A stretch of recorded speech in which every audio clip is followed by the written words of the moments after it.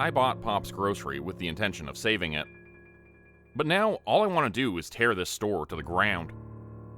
Although, honestly, I doubt that would be enough. Even if I could go back in time somehow, to help the first humans ring this place with animal skulls and frightening statues, I doubt it would make any difference. The colonists who arrived later ignored those warnings, just as those who came after them ignored the warning of their burnt-out, abandoned settlements. No, this place will be here forever. And it will always be hungry. Pop's Grocery was the kind of place that sold bait in the morning and beer in the evening. A little bit of everything, but a lot of nothing. All at a higher price than what the big supermarket chains could afford. The dusty two-lane road in front of Pop's hadn't seen much traffic since the highway was built. Weeds grew in the cracks of its asphalt parking lot. The white-painted brick was peeling. The lights were dim.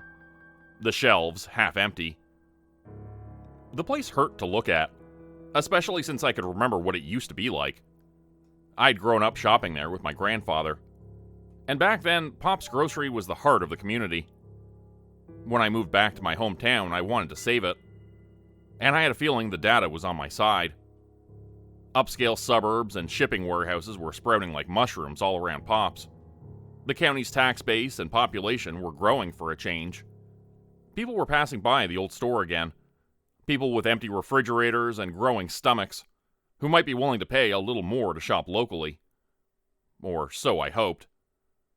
The plan had looked fine on paper, when the impossibly large quantities of money involved were all just imaginary. Real life, however, was a different story. My heart was in my throat as I walked into the manager's office to begin the negotiations. I could feel the employees watching me, knowing that everything was about to be in my hands. If I screwed this up, I wouldn't be the only one going bankrupt. The manager's office didn't exactly give the impression of modernity and success. Soggy, greenish-gray carpet, mismatched furniture, stained ceiling tiles, and ugly yellow walls. I moved to close the door, but Steve Kelch, the fourth-generation owner of the place, shook his head. "Leave it open." He reached into his desk and offered me an ancient cigar. I realized that as far as Steve was concerned, the negotiations were already over. Pop's Grocery was mine, and he was glad to see it go. I was honestly surprised. The numbers he'd shown me about the store's profits were bad, but they weren't that bad. Pop's had been in the Kelch family for over 70 years, and I'd expected Steve to put up more of a fight. Instead, he told me about his plans to retire to Florida and said that his lawyer would be in touch. The amount of information I had to take in during those first days was overwhelming. I misplaced documents, mixed up the names and faces of my new employees, and felt a deepening sense of dread as Steve Kelch walked me through the store, cheerfully explaining all the work that needed to be done. I stayed late that first Friday night, wandering through Pop's Grocery after closing time at 8:30. I needed to clear my head, to remind myself why I was doing all this in the first place. I ran my fingers along the polished chrome of the dairy section, admiring the neon signs and checkered tiles. Alone in the old store after hours, I had the uncanny feeling that I was back in the past, like no time had passed at all. A loud crash jolted me out of my reminiscing. I felt the blood rush from my face. I had locked the doors. Nobody else should have been in the store. Was someone taking advantage of the chaotic transition, using it as an opportunity to steal from Pop's? They would have to be desperate or insane to rob a failing grocery store. Desperate. Insane. Maybe violent. Just a few days ago, I had read an article about a meth addict who had crushed a man's skull during a mugging gone wrong. I didn't think that my little hometown had a major drug problem. But then again, I had been away for a long time. "Hello?"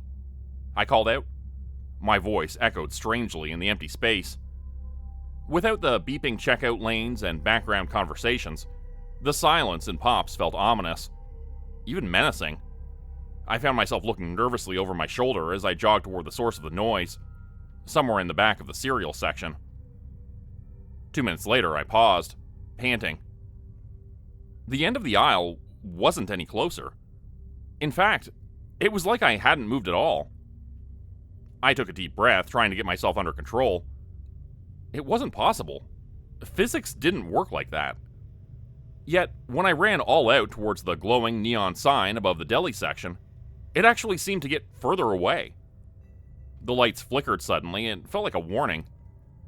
Hadn't Steve Kelch said that the wiring in Pops needed to be updated? That the power sometimes just went out? Panicking, I looked backwards in the direction I'd come from. But I could no longer see the front of the store. It was lost in hazy darkness. I could feel myself beginning to hyperventilate. To get my breathing under control, I tried to center my attention on the products around me. At first, they looked just like the standard bakery items available in any supermarket. But only at first. B-R-E-D. Bread. Read the plastic wrap loaf in front of me. I almost laughed. It was a misprint. It had to be. The stuff inside was greenish black and lumpy. I was reaching out for it when it flopped off the shelf and landed on the beige tile floor in front of me. It flailed wildly. Something inside was trying to gnaw their way out. A shiver ran up my spine. The products looked almost exactly like the ones I knew, but there was something wrong with all of them. I could feel it. And that wasn't all. Was it just me, or was something moving on the other side of the shelves? A hideous metallic groan echoed through the store, like the walls themselves were being rearranged. I glanced up at the neon deli sign. It looked as far away as a distant star, but at least it gave me something to move toward, as quickly and quietly as I could. 10 minutes passed, then 20. All I could do was keep walking. That metallic groan was closer now, and much louder. I sprinted, careless of how the aisle stretched out dizzyingly beneath my feet. Just when I thought I couldn't run any further, the fluorescent lights overhead began to flicker out one by one. Darkness closed in on me like a wave. Instinct had taken over, the animal part of my brain pushing my aching legs beyond what they ordinarily would have been capable of. I nearly slipped on the oversized cereal box on the floor in front of me. I stared at it stupidly, suddenly remembering why I'd gone down the aisle in the first place. Looking back over my shoulder, the lights were on, and I could hear footsteps. Can I get that for you, honey? A scream rose in my throat when I heard the woman's husky voice, but it was just Irene, the longest-serving employee of Pop's Grocery. The original Pop had hired her when she was a teenager, and, according to local gossip, she'd also raised 3 of his illegitimate children. Their names, Debbie, Snyder, and Oscar, were allegedly based on the product boxes atop which they'd been conceived. I suppose the kids were lucky that none of them had ended up with Kit Kat or Ho-Ho. "What are you doing here?" I demanded, with all the authority of a limp noodle. Well, someone locked the front door while I was having a smoke. Irene grinned. So I had to come around back. I checked my watch. I'd been running down that horrible aisle for what felt like hours. How could it be that just 5 minutes had passed? Irene's watchful green eyes took in the sweat on my forehead and my pale, frightened face. She chose her next words carefully. It's not a good idea to be all alone in a big store like this. You never know what might happen. You okay? I nodded, but I practically clung to Irene's apron strings as she finished locking up and headed into the foggy parking lot for one last cigarette. I remember, you know, she said suddenly when we reached our cars. You used to come in here with your grandpa. He'd buy fish bait, diet soda, and a cheese and egg sandwich. Every Saturday morning like clockwork. He used to push you around in his shopping cart. She exhaled a cloud of smoke and looked back at the dark hulk of Pop's Grocery. You really think you can turn this place around? I hope so, I answered honestly.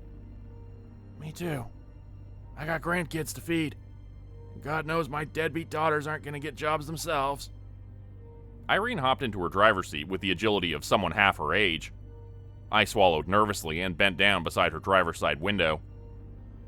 Look, I began. None of the books I'd read on management had a chapter on how to thank an employee who just saved your life. Probably isn't a good idea to hang around the parking lot for too long either, Irene said pointedly, then revved her engine and winked. With a smile, I slid behind the wheel of my own car and followed her taillights into the darkness. I began remodeling Pop's grocery the very next day. Maybe it was foolish to hope that whatever haunted the store I'd bought could be exorcised by a few coats of fresh paint, but I had to start somewhere. Besides, in the back of my mind, I still secretly hoped that there might be a logical explanation for what I'd experienced. My wife theorized that what had happened to me was a hallucination caused by stress, and there was definitely enough of that to go around. Steve Kelch had claimed that nothing in Pop's grocery had been updated since Reagan was president, and he hadn't been exaggerating. The first thing I wanted to replace were the ancient fluorescent lights, which, as I'd already experienced, would flicker and go out unexpectedly. The PA system was a close second. I'd already had 2 electricians take a look at it, but neither could explain the unnerving, metallic groans that sometimes emanated from the speakers, or the way they seemed to pick up other frequencies, like the screaming man. "Russell Hughes, 315, 45, 17. The frantic voice would boom, warbled and chopped with static. "This is Russell Hughes, 315, 45, 17. If anyone can hear this, send help. Russell Hughes." Sooner or later, the man's plea disappeared, swallowed up by shopping muzak. At first, I thought it was just the staff playing a strange prank. The third time it happened, I called a meeting in the break room and told the 7 employees on duty that we needed to talk about the noises coming from the PA system. When I did, every face went pale. Erica Hawkins, a skinny, red-headed teenager who'd only been at Pop's grocery for 2 months, immediately raised her hand to speak. Erica said she'd been opening the store one morning when she heard a female voice humming softly from the speaker above her. Erica recognized the tune. It was a song her mother, Tanya, had hummed to her when she was a baby. And Tanya Hawkins had been dead for years. Unnerved, Erica had hurried to the other side of the store, but the humming followed. It went from speaker to speaker, getting louder and more aggressive, until Erica was curled up beside the ice chest with her hands pressed over her ears, sobbing. When her coworkers shook her and asked her what was wrong, none of them could hear a thing. Seconds later, the humming ended as mysteriously as it had begun. Erica had taken her 15-minute break, chugged an iced frappuccino, and went back to work as though nothing had happened. When Erica finished her story, the break room was so quiet I could hear my own heartbeat thundering in my ears. I looked nervously from face to face. "Has anyone else experienced anything unusual while working here?" I asked. "It's okay, just raise your hand." All 7 employees looked at one another, then lifted their hands slowly into the air. I blinked. "Well, I just want you all to know that I'm gonna look into it." No response. Irene coughed. "Are we done here? I could use a smoke break." I broke up the meeting and hurried back to the manager's office. Like the break room, it was an insult to interior designers everywhere. Gray-green carpet, hideous yellow walls, and 3 generations of chipped fake wood furniture. I tried to place a call to the previous owner, but Steve Kelch wasn't available for comment. Apparently, he'd followed through with his plan to sell everything and move to Florida, without leaving any forwarding address. Steve Kelch's voicemail wasn't set up either. As I listened to the dial tone, I drummed my fingers irritably against the desk and noticed something odd. The manager's desk sounded almost hollow. I ran my thumb along the edge until I felt a click. A latch released and the top of the desk lifted upward, revealing a pile of yellowed papers. Most of them were business documents, but at the bottom of the pile I found a handwritten list going all the way back to when Pop's Grocery first opened in the 60s. It was a list of names and dates. There was Frank Kelch, the first owner of Pop's, who died of a heart attack while opening the store. There was Russell Hughes, the mysterious voice in the PA system. Then I saw a third name that made my blood run cold. Edgar Lee, my grandfather. I'd been told he'd gone missing while on a fishing trip in 2005. So what was his name doing on a weird list hidden in the manager's office of Pop's Grocery? He wasn't the only one who'd run into bad luck either. A quick online search revealed that every one of the 11 individuals on the list were either missing or dead. A chill ran through me. Just what kind of list was I looking at here? Suddenly, I heard a creaking sound overhead. The ceiling tiles above me had warped and bent like something heavy was crawling right above me. I looked up and realized that the door to the manager's office had shut, even though I couldn't remember closing it myself. I felt a chill as I remembered Irene's warning. It's not a good idea to be alone in a big store like this. You never know what might happen. Something that might have been drool dribbled onto my shoulder from the black gap between the sagging tiles. I grabbed the strange list, sprang out of my chair, and bolted for the door. Dust rained down as the thing in the ceiling gave chase. I burst out of my office and into my office. Again. The ugly yellow paint and fake wood furniture were identical to the room I just left. Only this time, there were 4 doors instead of 1. I couldn't help but wonder where they led, and what might be waiting for me on the other side. A sudden slam knocked my hand off the doorknob. The wood behind me had splintered. Something was trying to knock down the door. I went into the room to my left and wasn't surprised that it was yet another version of my office. Again. No matter how many doors I opened, the result was always the same. 12 rooms later, the noises behind me had grown quiet. I pressed my ear against the cool wood of the door. Maybe whatever was chasing me had given up. Or was it just sneaking up on me from a different direction? I could see it as clearly as one of my childhood night terrors. The door across from me would creak open theatrically, revealing only blackness. A grinning, red-eyed thing would walk out of those shadows. It would take its time, enjoying this, knowing that I had nowhere to run. It would pull me apart and devour me right there on the pea-green carpet. And that would be the last anyone would hear of the out-of-towner who tried to save Pop's grocery. The room spun. I leaned back against the wall, trying to get control of myself, and felt something odd. Someone had strung a fishing line along it. The wire led to the door on the left and continued on the other side. I followed it left, then right again. As I did, I noticed how large, sinister X's had been carved into several doors.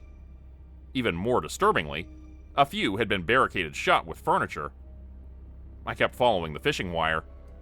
It occurred to me that it might be a trap, but what choice did I have?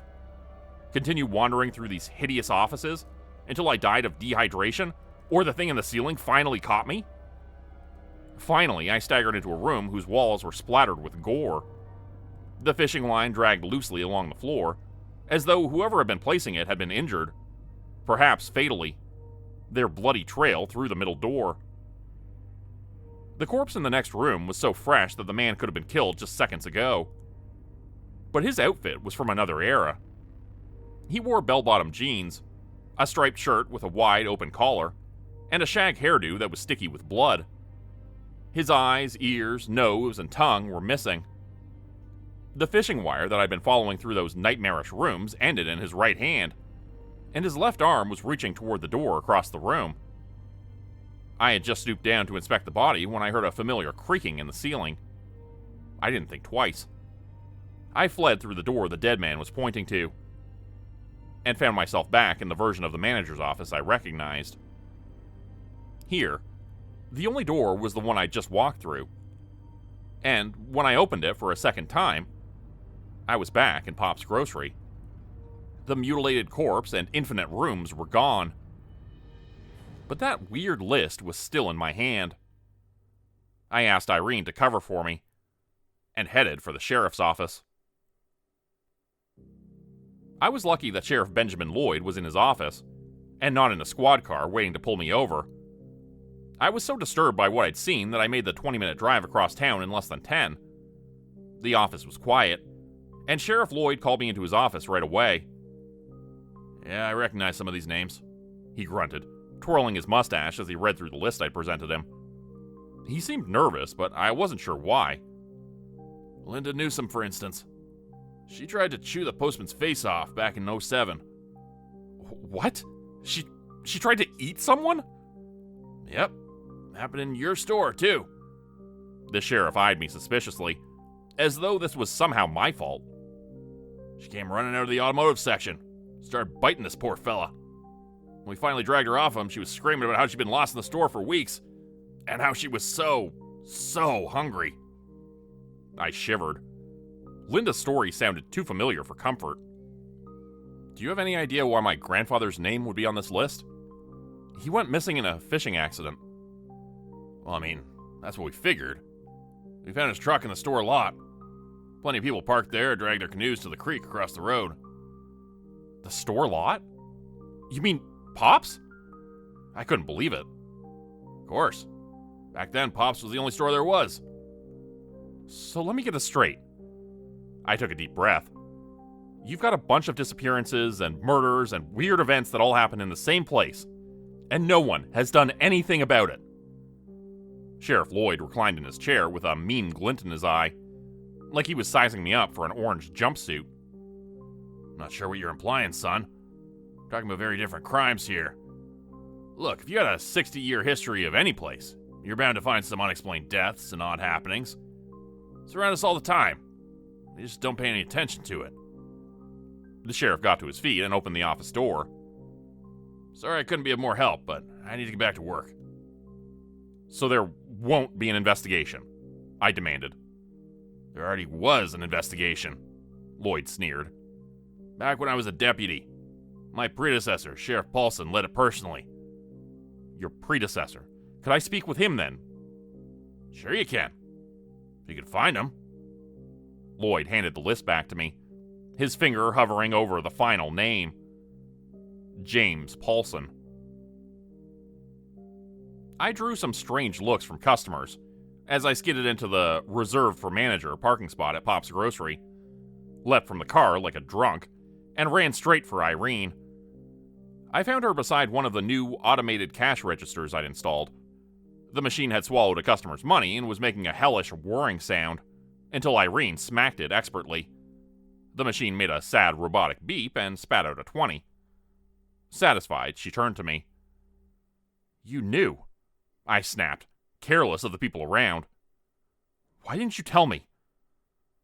I used to tell lots of people what goes on around here. Then some of them disappeared. And I stopped talking so much. She eyed me coolly.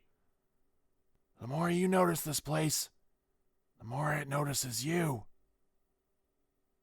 I looked helplessly around the freshly painted aisles, the bright shelves brimming with the new organic produce I'd ordered, the employees chatting while on break.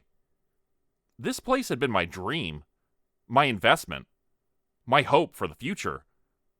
What would I do if it failed? I had no idea. I hung my head. Want my advice? Irene clapped me on the shoulder. Forget about it.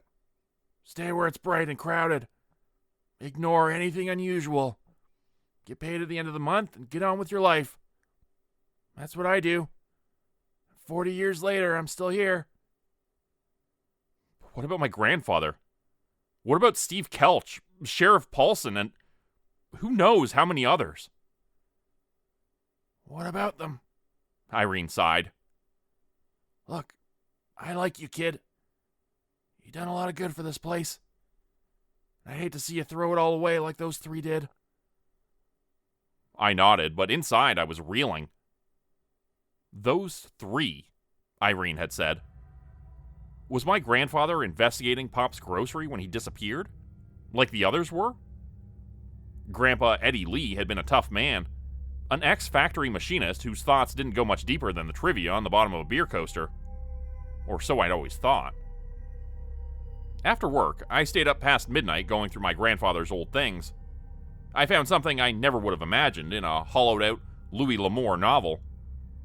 My grandfather had kept a diary. It chronicled Frank Kelch's discovery of the nightmare inside his store, Sheriff Paulson's investigation, and the three men's attempts to explore the strangeness that they discovered. It was full of sketches, expedition-style supply lists, handmade maps, and detailed directions for navigating the surreal labyrinth on the other side of Pop's Grocery. The last entry had been made just 2 days before my grandfather disappeared, and I decided to start there. I knew that there was no way I could sleep after what I'd read. And besides, according to my grandfather's diary, the hungry place inside of Pop's was most active at night. I loaded up a backpack with everything the diary suggested, spare water and food, light sources, warm clothing, fishing wire, and headed back to Pop's. I felt a little silly walking around a grocery store with enough gear for a caving expedition, but soon enough I was glad I had it. The changes began just as they had before, with the unsettling sensation that the aisle I was walking down had just gotten a little bit longer than I remembered.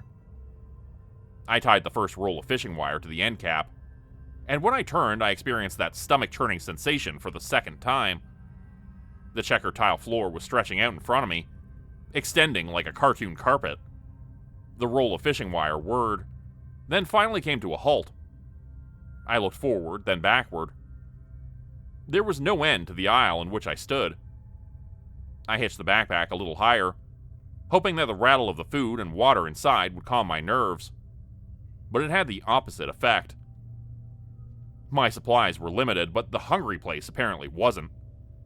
Did it even have an end? And by the time I found it, would I come out raving mad and hungry for anything? Even human flesh? I had been worried there would be monsters in this hellish other side of Pop's supermarket.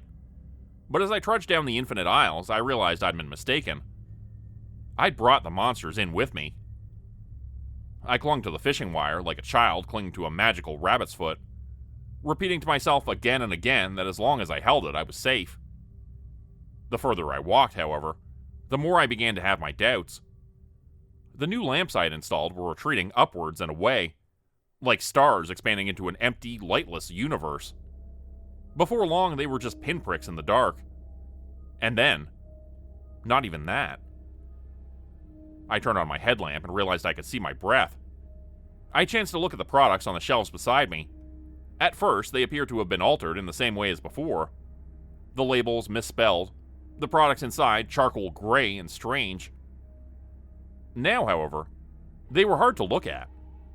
Bent, rotten, and wrong. Whatever change was affecting them, it was stronger in the dark. They reached out for me as I passed, as though attracted by the warmth of my blood. The black spots covering them might have been mold. Or maybe clusters of eyes. I forced myself to look at the tile floor and kept walking. And walking. And walking. The first roll of 3,000-meter fishing wire ran out. So did the second. While I was attaching the third to an aisle end cap, the things on the shelf above me began to move. They were no longer simply squirming and squelching. They were actively trying to attack me. Black, writhing shapes wrapped in plastic and cardboard launched themselves off of the shelves to splatter on the checker tile floor. I could hear them slithering in the dark. The splattering became as loud as a heavy rainfall. There were thousands of them. That's when I lost it. I started running. The backpack hammered against my back. Sweat poured down my forehead. But the sound was fading out. Whatever was back there, I had left it behind. For now. Something new was ahead of me. A wall of glass-doored refrigerators. I focused the beam of my headlamp left, then right. There was no end to them in either direction, apart from a metal door that I recognized. It led to Pop's cold storage area. I took a step, then felt a tug. Another roll of fishing wire had run out. My throat was dry. I had an insane urge to shout, "Anyone home?" into the abyss just to break the awful silence of the place. But I knew that making a sound here would be suicide. I couldn't see what was on the other side of the clouded, freezer-burnt refrigerator doors, and I was pretty sure I didn't want to. Holding my breath, I tied my second-to-last roll of fishing wire to the handle of the metal door and stepped inside. There could be no doubt about it. I was in another world now.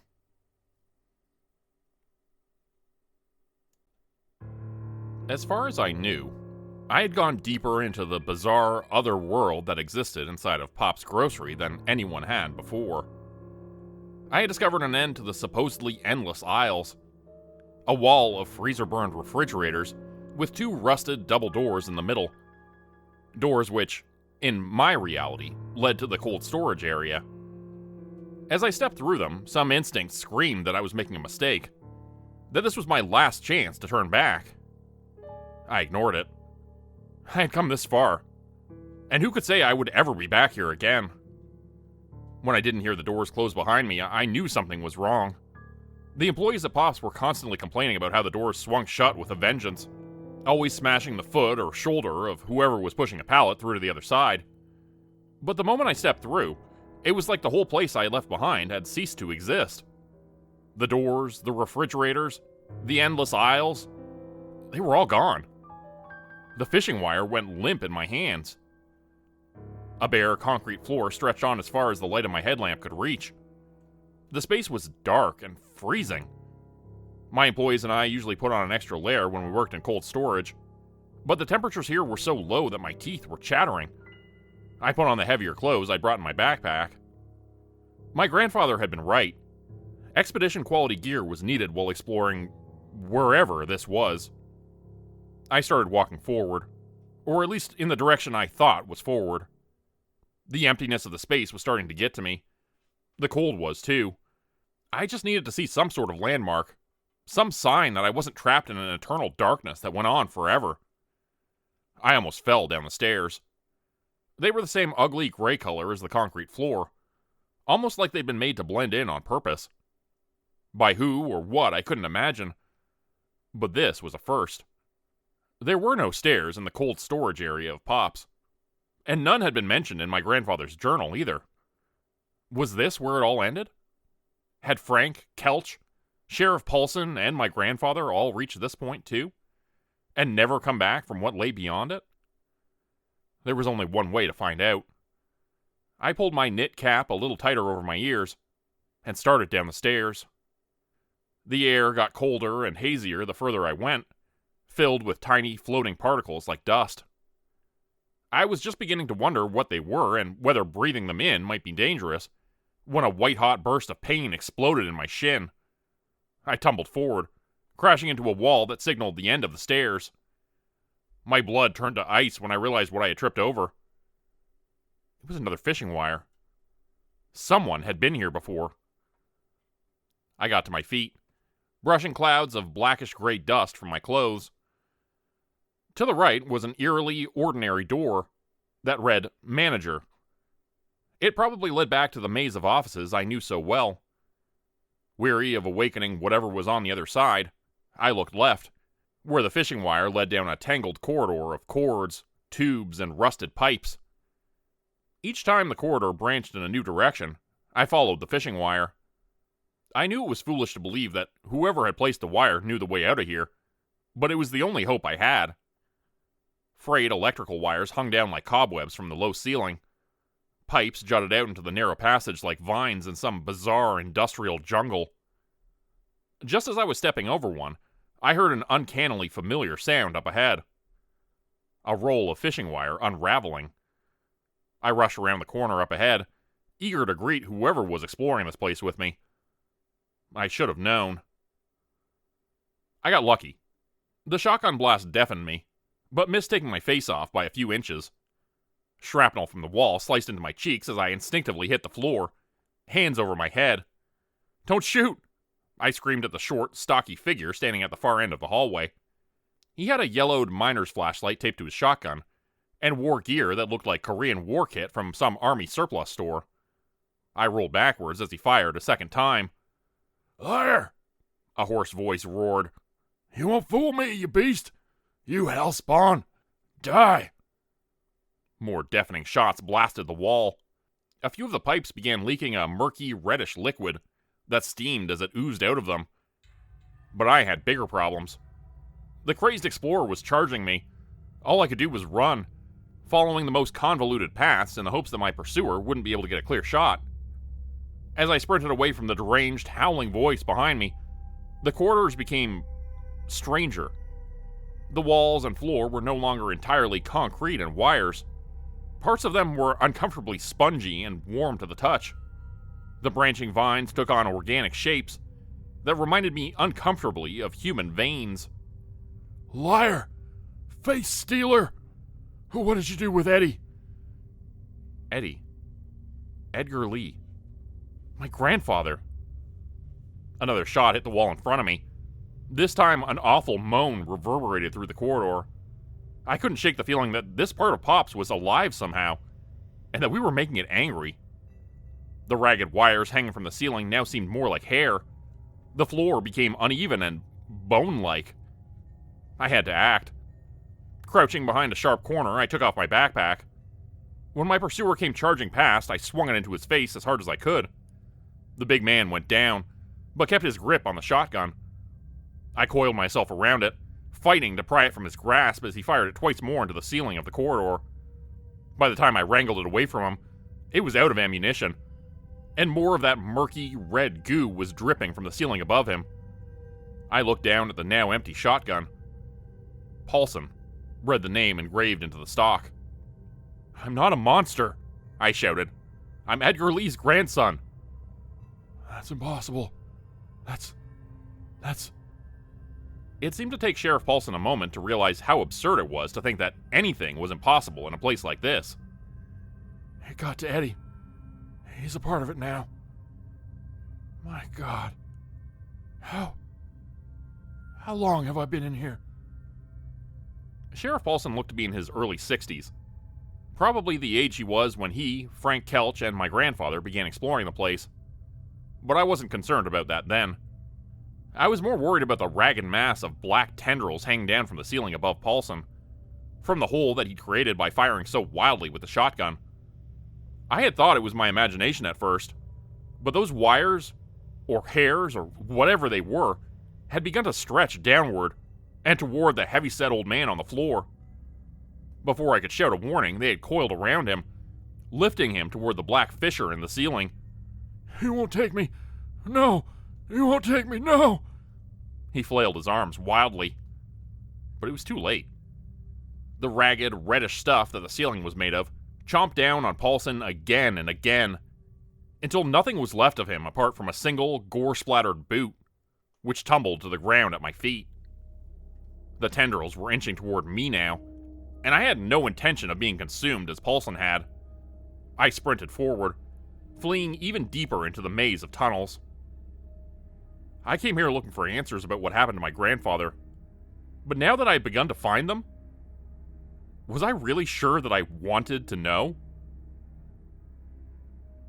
Maybe I should have been paying more attention to what was ahead of me, instead of the nightmare I had left behind. I couldn't stop thinking about Sheriff Paulson, how he looked as though he had only disappeared a few days ago, even though almost 30 years had passed since he'd gone missing. I couldn't stop thinking about the vein-like tendrils that had emerged from the wall to consume him.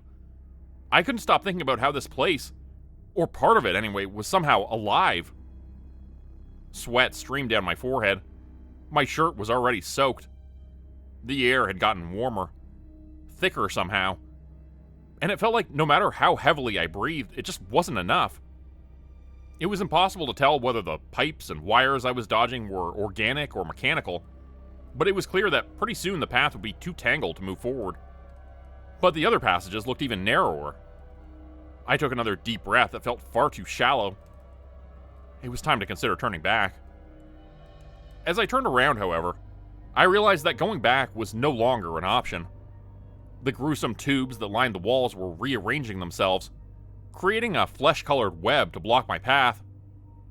I had a knife to hack through them with, in my pack, which I'd lost in the fight with Sheriff Paulson and his murderous shotgun.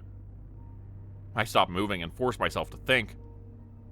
When I had come across the staircase a few hours before, all of my thoughts had been focused on finding some kind of structure that led to somewhere else. Likewise, Sheriff Paulson had clearly felt trapped and threatened by his surroundings. Could it be that the place was feeding on my fear? My claustrophobia? If I could concentrate my thoughts on something else. An image flashed through my head. My grandfather, holding my hand while we walked through the aisles of Pops. We had just been fishing on a humid summer morning, and I was starving. Grandpa Eddie was telling me that we could split a carton of any ice cream I wanted, so long as I didn't tell Mom. I fixated on that memory as I moved forward, recoiling at the feel of the sticky touch of the strands that blocked my path. It wasn't enough.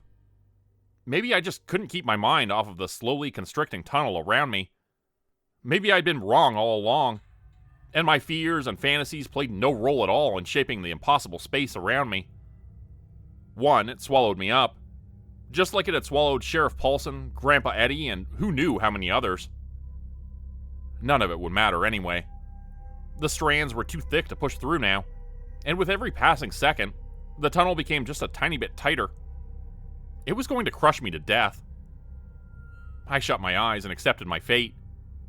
If I was going to die, at least I wanted to do it with a beautiful thought in mind. A summer day, fishing with Grandpa Eddie. Ice cream. Any flavor I wanted.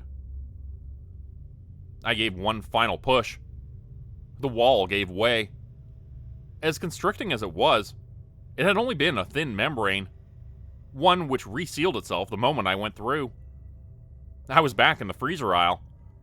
Something squirmed in the distance, where before the endless rows of refrigerators had disappeared into darkness.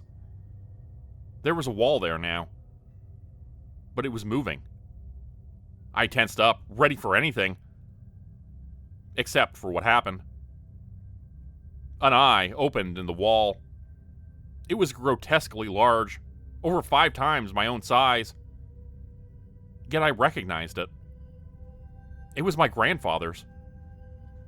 It watched me for a long moment, its expression unreadable, then vanished. I was too stunned to move, until I realized what the appearance of the wall meant. There might be an end to this place after all. If I could focus all my thoughts on the store, not on escape, not on terror, just on walking through its aisles one more time. Beep beep. I had spent so long on the other side that at first I didn't recognize the sound of the automatic checkout. An old woman in the dairy section dropped the block of cheese she was holding as I passed. And she wasn't the only one who was staring. I realized then how I must have looked. Filthy, bruised, and bleeding, with a 2-day growth of beard on my face, and terror in my eyes. I could hear casual conversations and music playing softly from the speakers. The products on the shelves, the overhead lights, the length of the aisles. They were all normal. Safe. Or so I thought. Was there really any way to know whether I had actually returned to where I'd come from? Or whether I was just lost in yet another pocket dimension inside Pop's grocery? I didn't have an answer then. I still don't. All I can do is stick to the plan and try to live my life as best as I can. After I cleaned myself up in the bathroom, I went to the manager's office and wrote a brief speech. With the door open, of course. In it, I outlined the importance of not being alone in Pop's grocery, of leaving doors open, of staying focused on reality when fear began to change it. All of the lessons I'd learned during my 3 nearly fatal explorations. The younger employees rolled their eyes when I announced the new store policies, but Irene nodded approvingly. The subtle warnings she tried to give her coworkers over the years were finally being made official. I hoped it would be enough. Until now, those instructions to my employees were the closest I came to telling anyone about what I underwent on the other side of Pop's grocery. I'm still not sure whether telling my story is the right thing to do. I can't shake the feeling that the forces present in places like Pop's are sentient somehow. Maybe it wants the store to be successful, to increase its chances of catching prey. Maybe it let me go knowing that I would share my experience, potentially luring in other foolish explorers. That's a chance that I'll have to take. I need the world to know that the hungry places exist.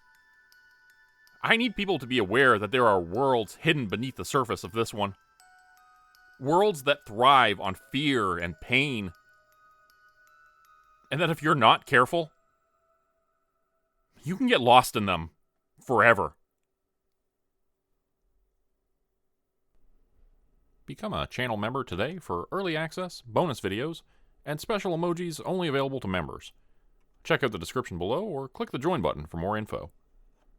If you'd like another way to help support the channel, please consider joining my Patreon page at patreon.com/JordanGroupeHorror. As a patron, you'll get access to bonus videos and content. You'll be credited at the end of every video going forward, and if you decide to stay for 3 months, I'll name a character after you which will be featured in a Hollow's End story.